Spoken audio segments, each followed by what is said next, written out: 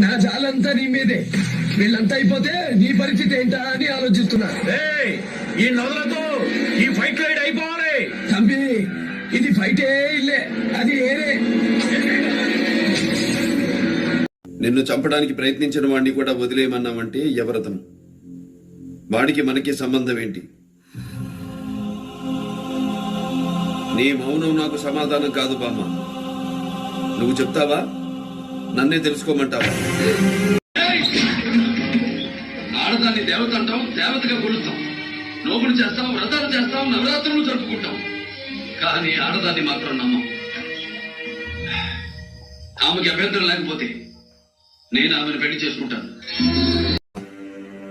సమస్యకు ఎదురెళ్లడం తప్పైతే వెతుక్కుంటూ వచ్చిన దాన్ని వదిలేయడం ఇంకా పెద్దది. బయలుదేరదాం. ఎక్కడికి రా? చిన్న వయసులోనే నన్ను తన స్థానంలో నాన్నెందుకు కూర్చోబెట్టారు అర్థమైందా? తను లేకపోయినా నేను రావాలని ఆశతో. అది పట్టించుకోలేదనే దేవుడు ఆ సమస్యను తెచ్చి మన నట్టింట్లో పెట్టాడు. వేటగాడిని చంపేశారు. మనుషుల్ని తినే ఆ మృగాలు చావాలంటే మళ్ళీ వేట మొదలవ్వాలి.